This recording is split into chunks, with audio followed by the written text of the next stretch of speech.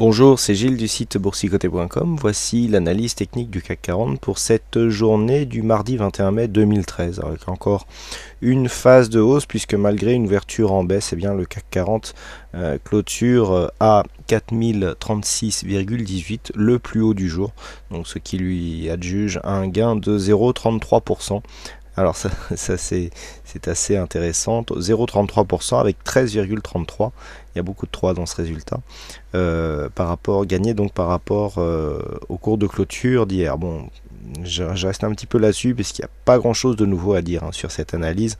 On a toujours une continuité de tendance ici. Alors même si nous avons ici marqué un point bas inférieur au précédent, je vous avais dit que la première zone ici a cassé pour vraiment marquer une phase de danger. C'était ici cette zone à 3986,50. Alors bien entendu, on n'est pas descendu sous cette zone.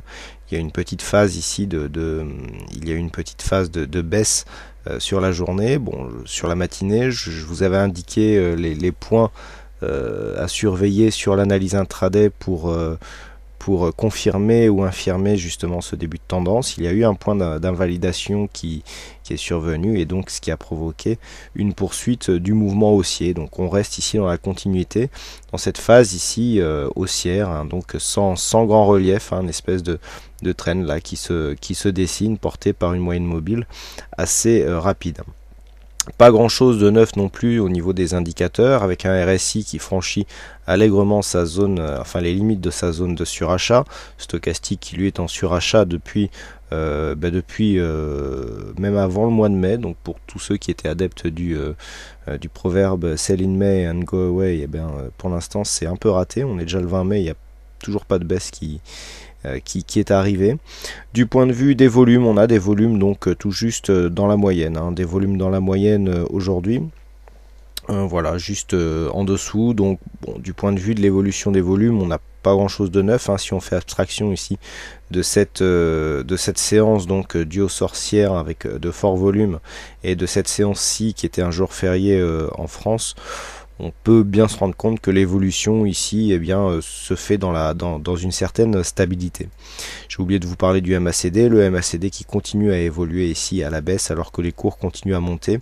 C'est maintenant, c'est maintenant un élément auquel il a fallu nous habituer depuis ces derniers jours. Du point de vue de la volatilité, on retrouve une volatilité dans la moyenne, donc comme je vous l'indiquais, pas grand chose de neuf à dire sur cette analyse.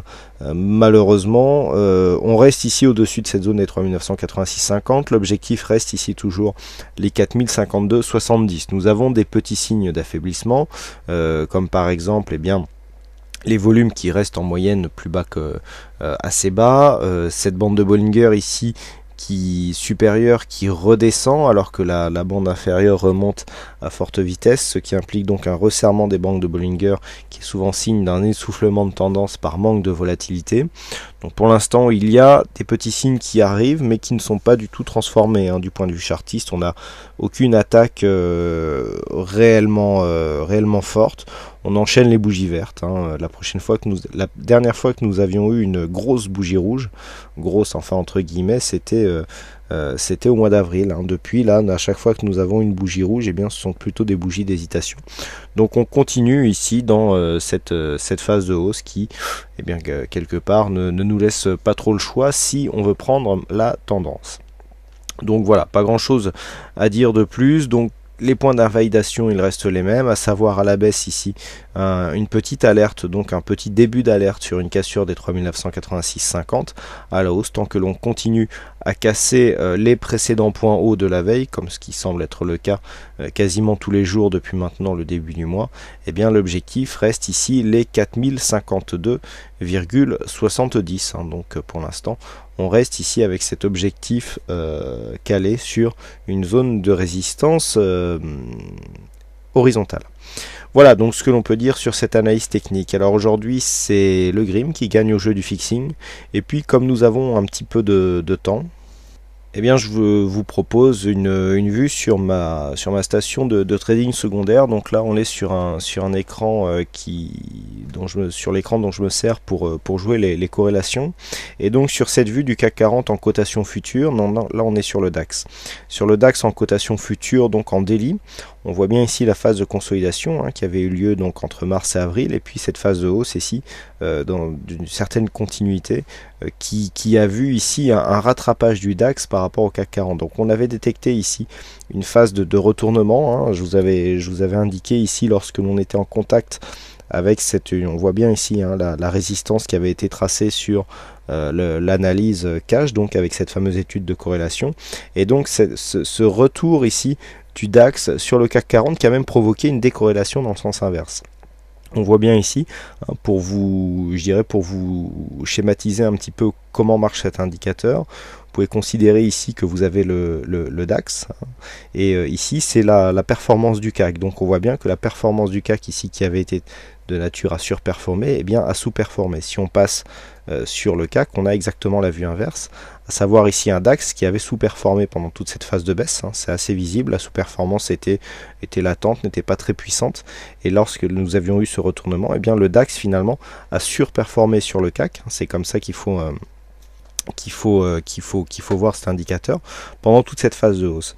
Et ce que nous avons, puisque j'ai fait une petite intervention sur le chat pour expliquer un petit peu comment je gérais notamment le portage de certaines positions baissières, puisqu'il me reste encore des positions baissières sur cette phase, justement que j'ai réussi à hedger avec une corrélation donc inverse sur le CAC, puisque la corrélation sur le CAC s'est inversée depuis maintenant 2 jours. Nous avons donc ici une vue sur le CAC 40, et ce que nous pouvons voir, c'est que le DAX, eh bien le DAX est en train de sous-performer, puisqu'en fait quand la courbe ici inverse son sens d'évolution, eh bien là maintenant c'est le CAC qui passe en surperformance. Alors on a la courbe qui nous le montre, et puis on va aussi le voir sur les cotations. Donc essayez de mémoriser un petit peu ce schéma ici, ce pattern de 3 bougies. On a ici une bougie verte, une bougie neutre, une bougie verte. Là on est sur le CAC. Et lorsque l'on passe sur le DAX, on a toujours donc cette grosse bougie verte. Et ici, à la place de la bougie neutre, on a une bougie rouge.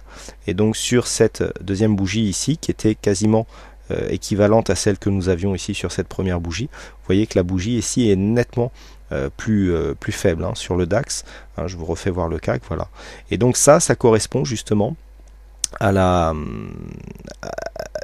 manière dont justement se montre cette décorrélation, et donc on a bien une surperformance du CAC 40 actuellement par rapport au DAX. Voilà, et donc c'est avec ce principe que je joue des corrélations. Donc cet indicateur donne aussi des signaux sur des vues un peu plus court terme. Donc ici on est en UT15 sur l'indice français. Donc là aujourd'hui il n'y avait pas grand chose à faire, puisque l'amplitude n'était pas assez forte pour venir jouer des décorrélations, mais d'habitude on a des signaux un peu plus nombreux, si on écarte ici un petit peu là, voilà, on a des amplitudes qui sont beaucoup plus intéressantes à jouer.